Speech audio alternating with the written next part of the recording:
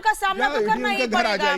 संजीव जी, आप अपनी बात कहिएगा, लेकिन मैं हेमंत सोरेन पे समझना चाहती हूँ, अगर इतनी ही पाक साफ है तो ये बैठ के क्यों हो रही है? क्यों ये खबरें निकलकर सामने आ रही है कि वो अपनी पत्नी को मुख्यमंत्री बना सकते हैं? अरे इतने पाक साफ हैं तो सामना करें सवालों का, और बैठ के जो गुप्त तरीके से की जा रही है खुले में आकर बताएं कि बैठक किस बात पर हुई थी। संजीव कौशिक, अच्छा, हमसे ये सवाल था। मैं आपके सवाल पे भी आता हूं, लेकिन विडंबना देखिए ना कि जिस पार्टी के राष्ट्रीय अध्यक्ष को कैमरे के सामने पैसा लेते हुए देखा गया था, वो हमें नैतिकता की पाठ पढ़ा हटा दिया था ना, इस्तीफा दे दिया था।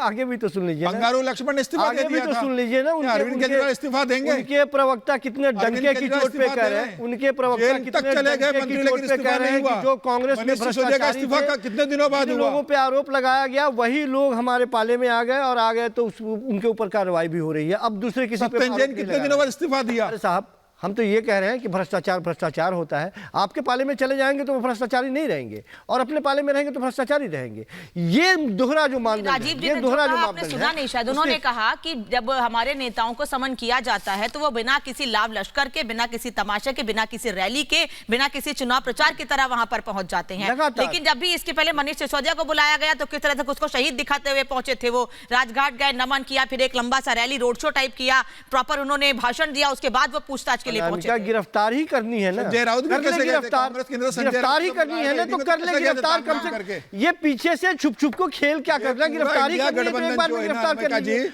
लोगों को पता तो चले कि जब आप जीत नहीं सकते हैं, जिस राज्य में आप अपने वोट बैंक को बढ़ा नहीं सकते हैं, जिस राज्य के लोगों का प्यार नहीं पा सकते हैं, उस राज्य को जेल में डाल देते हैं। चुनाव हो जाने दो, मैसेज सारे मगरमच्छ जेल में जाने वाले नहीं देना चाहते हैं, मगरमच्छ काम भी नहीं करने देना चाहते हैं। सुप्रीम कोर्ट कोई फैसला देती है तो उसको कानून ला के पलट देते हैं। यादव, तो देश की जनता मूर्ख नहीं है, देश की जनता समझ रही है। इन सब पे ईडी का नोटिस है। भारतीय जनता पार्टी सारे भ्रष्टाचारी जेल जाने वाले हैं। अपनाने का प्रयास। दोनों लोग साथ में बोलेंगे, मैं समझ में नहीं आएगा। संजीव जी, समीर जी, मैं अजय जी से रिएक्शन लेती हूँ। अजय जी, संजीव जी ने मेरे सवाल को टाल दिया है, वो जवाब नहीं दे रहे हैं। मैं आपसे समझना चाहती हूँ, वरिष्ठ पत्रकार है, मुझे बता दीजिए, अगर इतने पाक साफ, इतने क्लियर हैं ये नेता, इतने अच्छे से काम कर रहे हैं, तो ये बैठ के क्यों हो रही है बंद कमरों में? बताएं ना आखिर की बैठक में क्या हो रहा है, और क्यों अपनी पत्नी को मुख्यमंत्री या किसी और को मुख्यमंत्री बनाने पर बातचीत हो रही है? मैं समझता हूं कि यदि सवाल किए जा रहे हैं तो जांच एजेंसी के सामने आप ईमानदार हैं, आप जाइए, जवाब दीजिए, और देना चाहिए।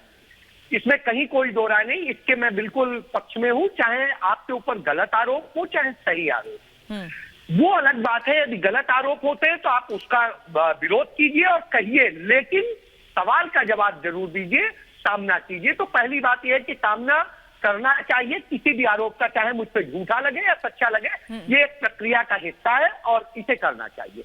दूसरी चीज, लेकिन एक चीज है, इसको पारदर्शी भी बनाने के लिए, विश्वसनीयता कायम रखने के लिए वह भी होना चाहिए जिससे कि ये मैसेज जाए कि सिर्फ आप एक पर कार्रवाई नहीं करते। ये बात बिल्कुल सही है कि 95% नेता जो है विपक्ष के ही हैं जिनको ईडी के जाल में फंसाया गया, और जिनके खिलाफ तमाम सारे सबूत और चीजें दी जाती हैं उन पर कार्रवाई नहीं होती है, यदि सत्ता पक्ष में होते हैं। उदाहरण मौजूद है, नरेंद्र सिंह तोमर का बेटा जो हजारों करोड़ के लेन देन करते हुए का फोन आया, कोर्ट जाइए ना, वायरल हुआ, उस पर कोई कार्रवाई आज तक नहीं हुई। अगर ईडी नहीं कर रही है तो आप कोर्ट जाइए ना, कोई FIR दर्ज नहीं जा सकते हो, आप सुप्रीम कोर्ट जा सकते हो।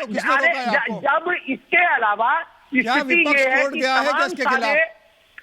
अजय जी, इसके खिलाफ विपक्ष कोर्ट गया है क्या? पार्टी के ही नेता हैं, विपक्ष कोर्ट गया है क्या? ईडी का दुरुपयोग हो रहा है, उन पर जाए ना कोर्ट में, 8,000 करोड़ रुपए तय करेगा जो घोटाले का आरोप है, उस पर जांच नहीं हो रही है, उसकी जांच को रुकवा दिया जाता है। तो इस तरीके से जब स्थितियां हैं, इसके बाद में इसी तरीके से तमाम सारे और भारतीय जनता पार्टी के नेता हैं जिनके खिलाफ इसी तरीके के आरोप हैं, बावजूद इसके उन पर कार्रवाई नहीं होती। अजय जी जो सवाल पूछ रहे हैं उसका जवाब तो दीजिए ना, उन्हें करना चाहिए। आप एक वरिष्ठ पत्रकार हैं, समीर जी भी एक वरिष्ठ पत्रकार है, वो सवाल पूछ रहे हैं कि अगर आपको आपत्ति है, आपको लगता है कि किसी संस्था का गलत इस्तेमाल किया जा रहा है तो कोर्ट जाइए, अपनी बात रखिए वहां पर जाकर।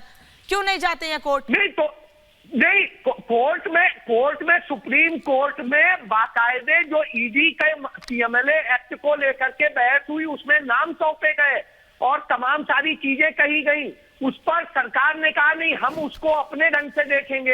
अरे साहब, आप अपने ढंग से क्या देखेंगे? आप जब इनको नोटिस भेज सकते हैं तो उन्हें भी भेजिए। आप साफ दिखाई दीजिए, कार्रवाई में कोई कमी नहीं है, कार्रवाई होनी चाहिए, हर भ्रष्ट पर होनी नहीं, चाहिए। चंद्रमोहन जी, लेकिन राजीव जी से लास्ट कमेंट नहीं होना चाहिए। चंद्रमोहन जी